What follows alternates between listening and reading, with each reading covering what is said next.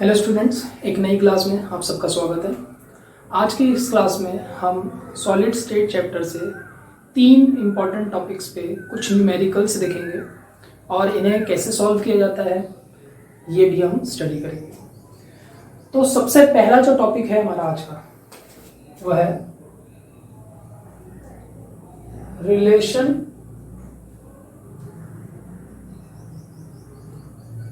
Between A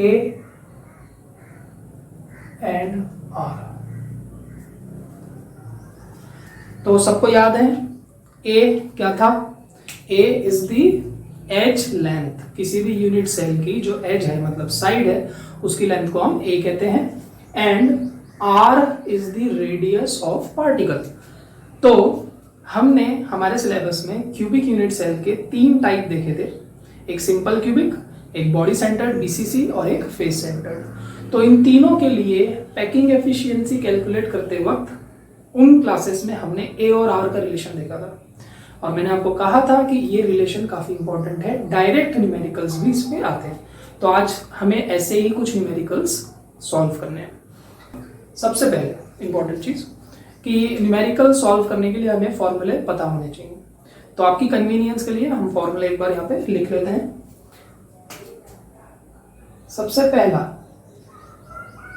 A is equal to 2R, इसके लिए simple cubic. Second A equal to 4 upon √3R for BCC। And third A is equal to 2√2R, ये है FCC। तो ये 3 relations बहुत जरूरी है, हमें लर्न होने चाहिए, तभी हम न्यूमेरिकल सॉल्व कर सकते हैं।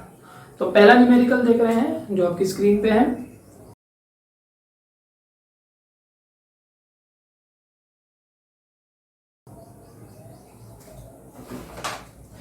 एक बार मैं आपके लिए न्यूमेरिकल रीड कर लेता हूं। फर्स्ट न्यूमेरिकल जो था, aluminium crystallizes in FCC structure. अब इन न्यूमेरिकल्स के लिए ये जानना सबसे पहली बात ऑब्वियसली हमें जरूरी है कि जो एलिमेंट है या कंपाउंड है वो कौन से टाइप का क्रिस्टल बना रहा है, तभी हम रिलेशन अप्लाई कर सकते हैं। तो इसमें क्या कह रहा है, aluminium crystallizes in FCC structure, atomic radius of the metal is 125 picometre. मैंने पहले भी कहा था जब हम न्यूमेरिकल सॉल्व करते हैं तो सबसे पहले जो गिवन पैरामीटर्स हैं उसे हमें नोट डाउन करना है एज इट इज। तो फर्स्ट न्यूमेरिकल में आपको क्या गिवन है यहाँ पे कि FCC लैटिस है। दूसरी बात है कि जो एटॉमिक रेडियस हमें गिवन है कितनी, 125 picometre, and we have to find edge length A। Edge length हमें निकालनी है। तो सबसे पहले हमने देखा कौन सा यूनिट सेल है यहाँ पे, FCC। तो हम कौन सा फॉर्मूला अप्लाई करेंगे, last. So applying the formula बहुत सिंपल है इस numericals for FCC lattice, A is equal to 2√2R। अब क्योंकि हमारे इन फॉर्मूले में एक जगह √2 है और एक जगह √3 है, तो हमें डायरेक्टली √2 और √3 की वैल्यू भी पता होनी चाहिए। √2 की वैल्यू होती है 1.414 एंड √3 इज 1.73। तो इसे हम 141 भी ले सकते हैं, ये भी हमें पता होना चाहिए ताकि हम डायरेक्टली अप्लाई करें और आंसर जल्दी निकल गया। तो हमें यहाँ पर A क्योंकि कैलकुलेट करना है, हम R की वैल्यू पुट अप करेंगे। √2 कितना बताया, 1.41 इंटू R कितना दिया हुआ है हमें 125। अब सबको पता है कि क्योंकि यहाँ पे पिकोमीटर के फॉर्म में है और हमें A निकालना है। A क्या है, एज लेंथ है। तो एज लेंथ को भी हम क्योंकि वो लेंथ है पिकोमीटर में एक्सप्रेस कर सकते हैं। तो अगर गिवन पैरामीटर ऑलरेडी पिकोमीटर में है और हम आंसर भी पिकोमीटर में निकाल रहे हैं तो हमें कन्वर्ट करने की यहाँ जरूरत नहीं है। तो हम directly as it is use कर सकते हैं। तो 125 इंटू 2 250 इंटू 1.41।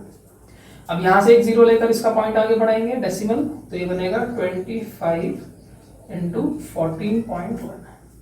अब इसे अगर 352.5 पिकोमीटर, तो ये है एज लेंथ। तो आपने देखा बहुत ही सिंपल न्यूमेरिकल है, क्योंकि हमें कोई ज्यादा लेंथी कैलकुलेशंस नहीं करनी है, सिर्फ इसके लिए हमें ये फॉर्मूलेस पता होने चाहिए। इसलिए भी मैं आपको कहा था कि ये रिलेशन काफी इंपॉर्टेंट है। सेकेंड न्यूमेरिकल पे आते हैं।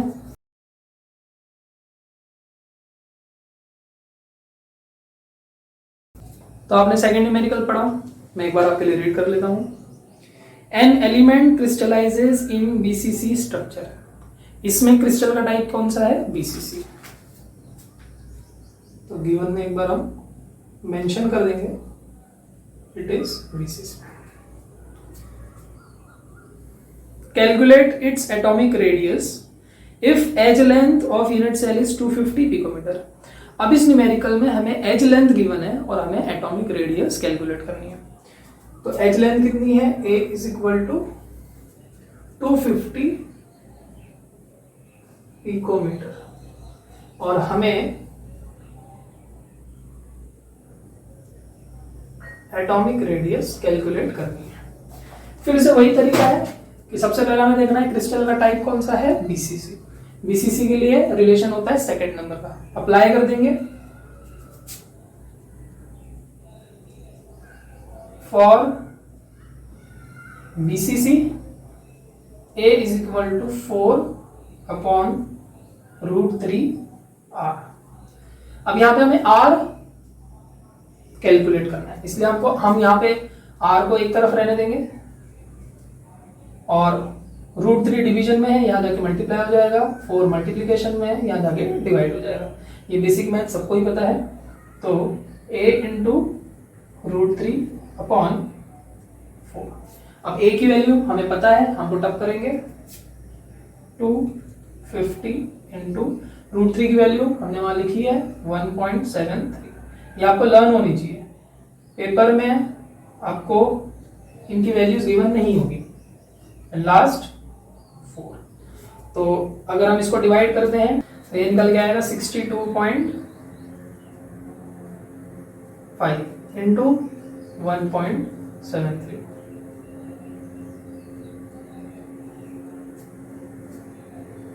तो ये आएगा 108.125 और यूनिट क्या था? पिकोमीटर, इसलिए हमारे आंसर में भी यूनिट रहेगा पिकोमीटर। ये है एटॉमिक रेडियस। आपको समझ में आया? तो इस टॉपिक से, पहले टॉपिक से हमने ये दो न्यूमेरिकल फॉर एग्जांपल आपके सामने रखे, दिखाए कि कैसे न्यूमेरिकल आते हैं, हमने सॉल्व किए। अब हम सेकंड टॉपिक पे आते हैं। तो सेकंड टॉपिक है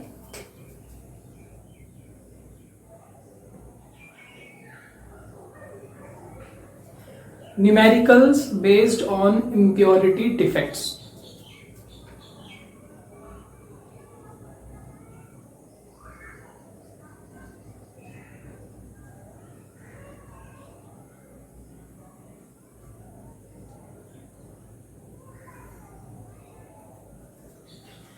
इन न्यूमेरिकल्स को सॉल्व करने के लिए आपको दो इंपॉर्टेंट पॉइंट्स पता होने चाहिए। सबसे पहला, concentration of cationic vacancies, क्योंकि यही वो पैरामीटर है जो इन न्यूमेरिकल्स में आपको फाइंड आउट करना होता है। तो इसका फॉर्मूला डेफिनेटली आपको पता होना चाहिए। कंसंट्रेशन ऑफ कैटायनिक वैकेंसीज का मतलब होता है number of cationic vacancies divided by number of moles of parent crystal। concentration of cationic vacancies is equal to number of cationic vacancies, कितनी cationic vacancies है क्रिस्टल में, divided by number of moles of parent crystal, जो original crystal है उसके कितने moles हैं। ठीक है, दूसरी बात है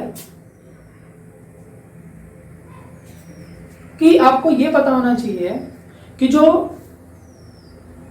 नंबर ऑफ कैटायनिक वैकेंसीज है वो किसी इम्प्योर कैटायन को ऐड करने से कितनी क्रिएट होगी। तो नंबर ऑफ कैटायोनिक वैकेंसीज पर कैटायन ऑफ इम्प्योरिटी, यानी कि एक इम्प्योर कैटायन को ऐड करने से कितनी कैटायनिक वैकेंसीज बनती है। ये कैसे पता चलेगा? Difference between the charges of two cations, मतलब कि जो ओरिजिनल क्रिस्टल में कैटायन है और जो इम्प्योर कैटायन है, इन दोनों के चार्जेस में कितना डिफरेंस है। जितना डिफरेंस होगा उतने ही नंबर ऑफ कैटायनिक वैकेंसीज बनेगी। बहुत सिंपल सी बात है। तो ये 2 पॉइंट को याद रखते हैं और न्यूमेरिकल देखते हैं। तो ये आपके सामने है।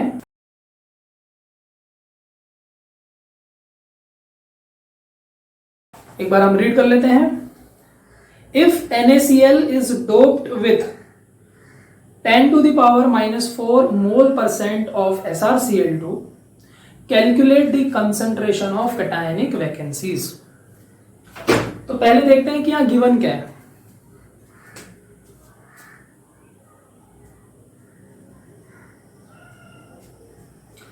जो गिवन पैरामीटर है, इस क्वेश्चन का मतलब क्या है पहले हमें समझना है। वो कह रहा है कि if NaCl is doped with, तो आपको पता होना चाहिए कि डोपिंग का मतलब है इंप्योरिटी ऐड करना। तो हमारा जो ओरिजिनल क्रिस्टल हुआ वो NaCl हुआ, यानी जो पेरेंट क्रिस्टल है वो क्या है इस केस में NaCl, और NaCl में हम SrCl2 को ऐड कर रहे हैं एज एन इम्प्योरिटी। तो जब हम SrCl2 को ब्रेक करेंगे, SrCl2 जब ये डिसोसिएट होगा तो इसमें क्या है Sr2+ and 2Cl नेगेटिव। तो हमारे लिए जो हमारा इम्प्योर कैटायन है वो कौन है Sr2+। आपको पता होना चाहिए कि इम्प्योर कैटायन कौन है, जैसे हमारे इस फॉर्मूले में आपको पता होना चाहिए पर कैटायन ऑफ इम्प्योरिटी। ठीक है, तो हमारा इम्प्योर कैटायन है Sr2+, और जो प्योर कैटायन है वो कौन है Na+, because in NaCl Na will carry Na+, सबको पता है। ठीक है, अब गिवन क्या है, हमें ऐसे न्यूमेरिकल में जो इम्प्योरिटी हमने ऐड की है ना उसका अमाउंट गिवन होता है। तो अमाउंट ऑफ SrCl2 कितना दिया हुआ है 10 to the power -4 mole%। अब कई बार हम इस चीज में कंफ्यूज हो जाते हैं। ठीक है, मोल तो समझ में आ गया, लेकिन मोल % क्या है? तो बहुत सिंपल है। सॉल्यूशन में हम कैसे इस न्यूमेरिकल का सॉल्यूशन लिखेंगे? सबसे पहले amount of SrCl2 is equal to, जो गिवन है वही लिखना है, 10 to the power 4 mole%। अब इसको हम कैसे लिख सकते हैं? देखिए बहुत सिंपल है, इसी को हम इक्वल टू लिखेंगे 10 to the power -4 mole% को हम कैसे लिखते हैं? देखिए मोल%, पर का मतलब है पर मतलब डिवीजन, और सेंट का मतलब है 100। हमेशा परसेंट को हम क्या कर देते हैं डिवाइड बाय 100। तो ये जो नीचे 100 है, 100 का मतलब है 100 मोल ऑफ NaCl, मतलब कि जो हमारा पेरेंट क्रिस्टल है उसके अगर 100 मोल है तो उस 100 मोल में हमारी इंप्योरिटी के मतलब कि SrCl2 के 10 to the power -4 मोल है। तो हम यहाँ पे आगे क्या लिखेंगे ऑफ SrCl2। तो ये चीज अगर आपको कन्वर्ट करनी आ गई है तो इस न्यूमेरिकल में हम ज्यादा कुछ नहीं बचा है। तो फिर से एक बार बता देते हैं, मोल % को हम कैसे लिखते हैं 10 to the power -4 या जो भी गिवन है वो जो मोल है वो किसके हैं, इम्प्योरिटी के हैं। और परसेंट का मतलब है division bye 100 mole of parent crystal, यही आपको और न्यूमेरिकल में करना है, ठीक है। तो ये चीज सबको समझ में आ गई। अब हमें क्या कैलकुलेट करना है, कंसंट्रेशन ऑफ कैटायनिक वैकेंसीज। तो जो कैलकुलेट करना है सीधा उस पे आते हैं, concentration of cationic vacancies equal to, formula आपके सामने है, नंबर ऑफ कैटायनिक वैकेंसीज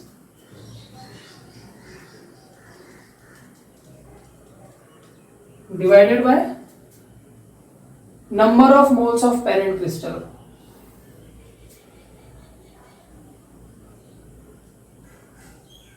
तो यहाँ पे पेरेंट क्रिस्टल कौन हुआ, यहाँ पे हम पेरेंट क्रिस्टल की जगह एग्जांपल लिखते हैं।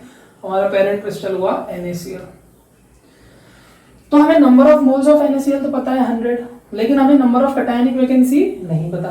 तो इसको अब हम फिलहाल इक्वेशन 1 कह देते हैं।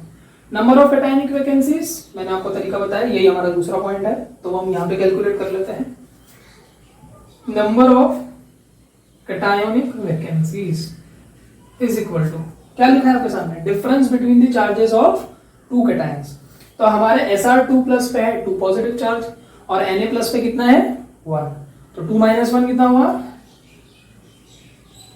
1। तो लेकिन ये जो नंबर ऑफ कैटायनिक वैकेंसीज है ये है पर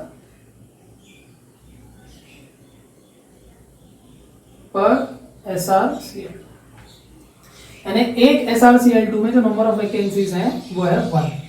Therefore, number of cationic vacancies in 10 to the power -4 mole SrCl2, क्योंकि हमारे पास तो जो SrCl2 है वो 10 to the power -4 है। तो अगर हमें एक SrCl2 में नंबर ऑफ कैटायनिक वैकेंसीज पता है तो हम इसमें निकाल सकते हैं बाय यूनिटरी मेथड। किसके इक्वल हो जाएगा 1 into 10 to the power -4, तो ये हो गया 10 to the power -4 मोल। लेकिन हमें चाहिए नंबर, सबको पता है मोल को नंबर में कन्वर्ट करने का तरीका है multiply by Avogadro number equal to 10 to the power -4 into 6.022 into 10 to the power 23। कितना हुआ, ये नंबर एज इट इज रहेगा, -4 और 23 हो गया 19, तो 6.022 into 10 to the power 19 vacancies है। अब लास्ट में हम इसको 2 कंसीडर करके इसको पुट अप करेंगे 1 में। तो अभी से हम पुट अप कर देंगे हमारे फॉर्मूले में, concentration of cationic vacancies is equal to, number of cationic vacancies कितनी है हमारी 6.022 into 10 to the power 90 divided by number of moles of NaCl कितने थे 100।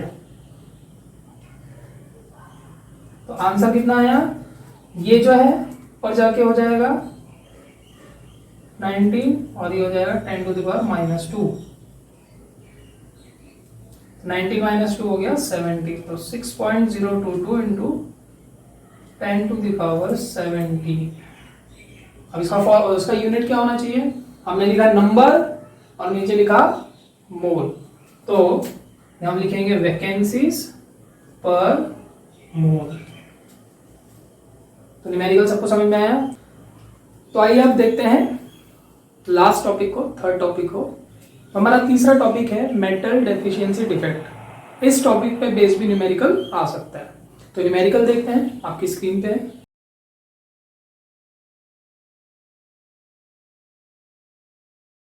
तो न्यूमेरिकल हम रीड कर लेते हैं।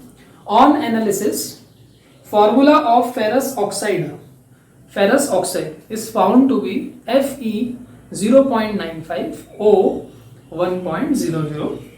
Calculate the fraction and percentage of Fe2 plus and Fe3 plus ions. तो इस क्वेश्चन का मतलब क्या है कि हमारे पास एक क्रिस्टल था फेरस ऑक्साइड का। अब सबको पता है फेरस का मतलब होता है Fe2 प्लस, Fe2 प्लस, और ऑक्साइड होता है O2 नेगेटिव। तो अगर हमारे पास फेरस ऑक्साइड है और अगर वो परफेक्ट क्रिस्टल होता तो उसके अकॉर्डिंगली जो फॉर्मूला हमें मिलता, सिंपलेस्ट फॉर्मूला, वो क्या होना चाहिए था? इसकी वैलेंसी भी 2 है, इसकी भी 2 है, कैंसिल होके 1 1।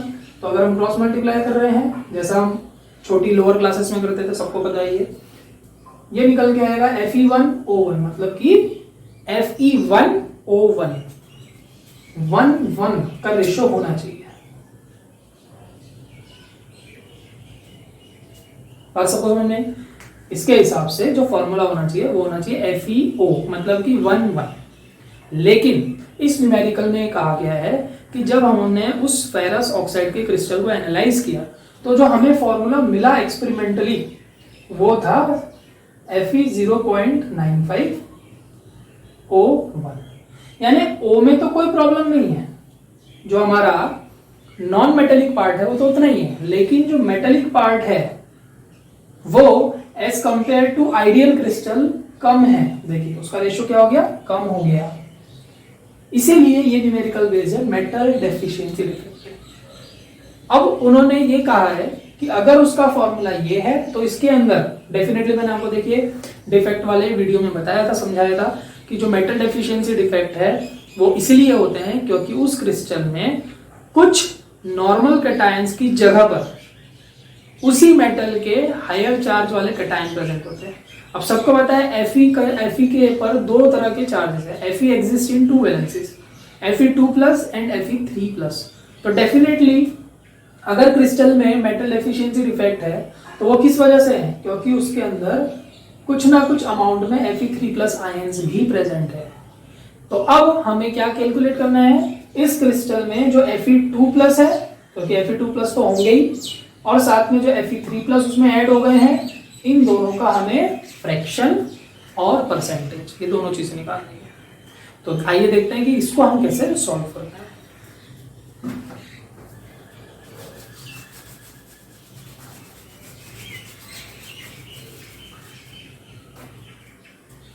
तो डायरेक्टली हम सॉल्यूशन पे जाते हैं।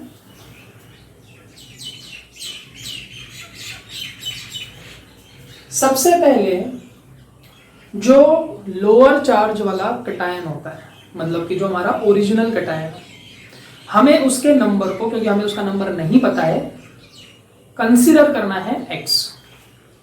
तो हम क्या लिखेंगे, let number of Fe2+ ions be x। ठीक, सिंपल। अब टोटल Fe कितने हैं उसमें,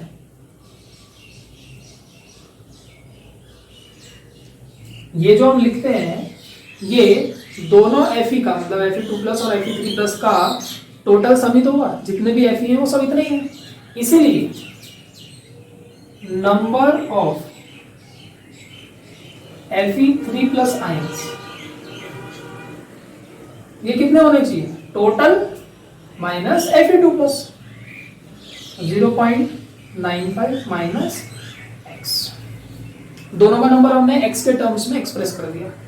अब हमें यहां पर ये देखना है कि जो हमारा नेगेटिव चार्ज है इस क्रिस्टल में वो टोटल कितना है, टोटल नेगेटिव चार्ज। तो यहाँ पे नेगेटिव चार्ज किसकी वजह से, O की वजह से, और O के कितने एटम्स है, एक ही है। तो हम लिखेंगे -2, क्योंकि आप सबको पता है कि एक ऑक्सीजन एटम पे -2 चार्ज होता है, इंटू 1 इज इक्वल टू -2। ठीक है, इन न्यूमेरिकल्स के लिए आपको एक कंसेप्ट पता होना चाहिए।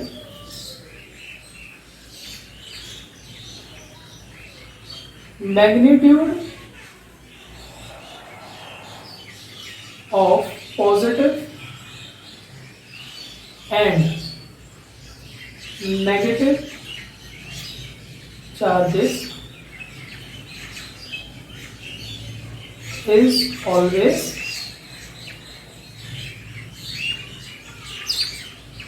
same। तो ये बात, इस पे हमें ये जो कंसेप्ट है ये हमें यहाँ पे अप्लाई करना है और इसी कंसेप्ट को यूज करके इसका आंसर निकलता है। कि चाहे क्रिस्टल में कोई भी डिफेक्ट आ गया हो, लेकिन उस क्रिस्टल में जो टोटल नेगेटिव चार्ज होगा और जो टोटल पॉजिटिव चार्ज होगा, इन दोनों का मैग्नीट्यूड कभी भी डिफर नहीं करता, वो हमेशा इक्वल आना चाहिए, तभी वो टोटल क्रिस्टल न्यूट्रल हो सकता है। इसी को हम यूज करेंगे। तो हमने देखा टोटल नेगेटिव चार्ज कितना है -2, तो इसका मैग्नीट्यूड कितना हुआ 2। देयरफॉर टोटल पॉजिटिव चार्ज, उस क्रिस्टल में टोटल पॉजिटिव चार्ज भी कितना होना चाहिए, is equal to 2। Total positive charge भी कितना होना चाहिए 2, क्योंकि दोनों का मैग्नीट्यूड हमेशा सेम रहेगा। अगर यहाँ पर ऑक्सीजन के 2 एटम्स होते हैं तो -2 × 2 होता, -4 होता, और यहाँ पे 4 लिखते हैं। समझ में आ रहा है?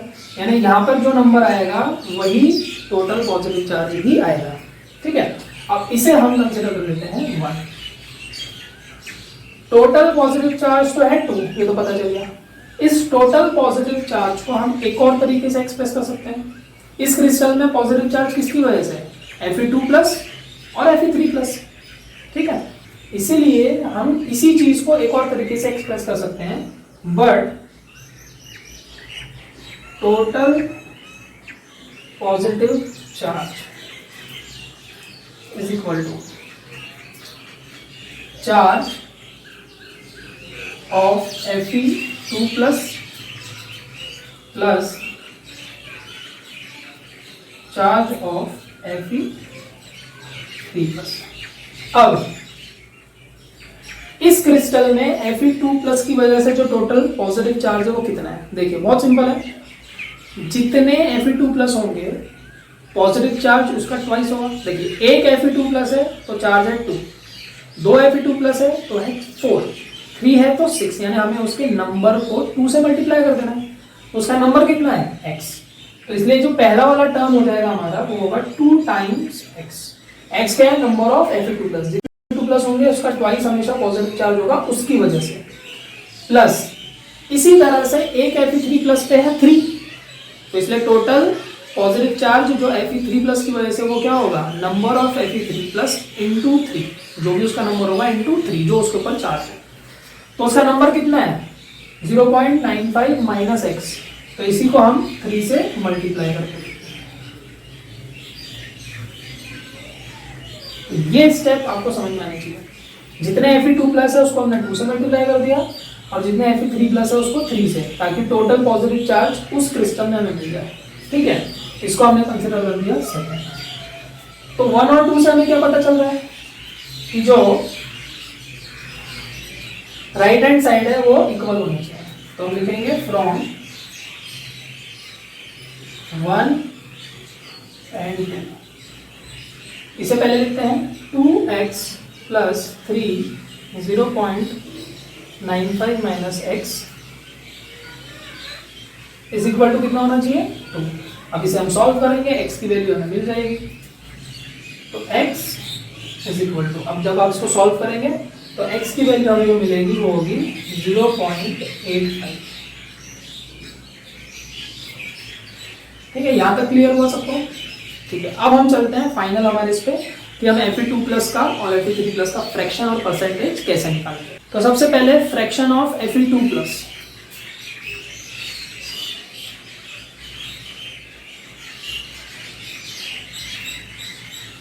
तो फ्रैक्शन का क्या फॉर्मूला होना चाहिए, जितना Fe2+ का नंबर है डिवाइडेड बाय जो टोटल कैटायंस है। तो हम लिखेंगे number of Fe2+ divided by Fe2+ plus Fe3+, मतलब कि जो टोटल कैटायंस है, इन दोनों को मिलाकर ही होंगे।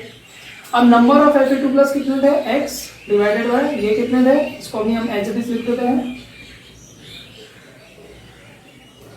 x की वैल्यू हमने कितनी कैलकुलेट करी 0.85, और टोटल कैटायंस तो हमें क्रिस्टल में दिए हुए 0.95, तो यहाँ पे आ जाएगा।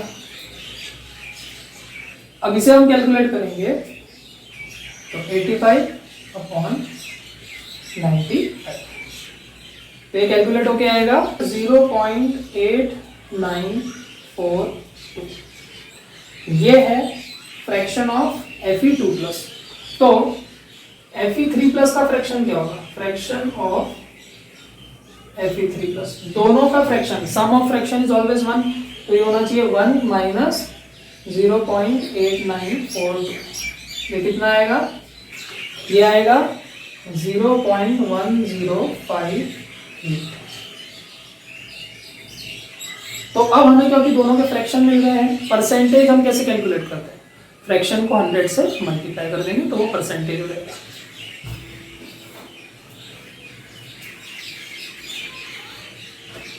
तो सबसे पहले Fe2+ का परसेंटेज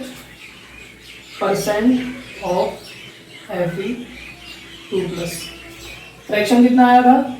0.8942 मल्टीप्लाई कितने से किससे करेंगे? 100 से, तो ये हो जाएगा 89.42%। इसी तरह से परसेंटेज ऑफ Fe3+, अब इसके दो तरीके हैं, या तो आप 100 में से इसको माइनस कर दीजिए, या फिर जैसा हमने Fe2+ के लिए वैसे कर दीजिए। जैसी आपकी इच्छा है आप इससे भी मल्टीप्लाई कर सकते हैं, 0.1058 इंटू 100, तो ये हो जाएगा 10.58।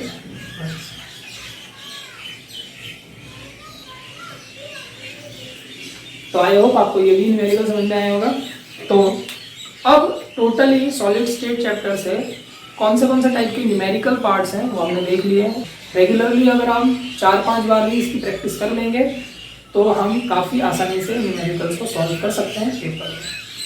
तो अब हम नेक्स्ट वीडियो में मिलेंगे नेक्स्ट टॉपिक के साथ। Thank you.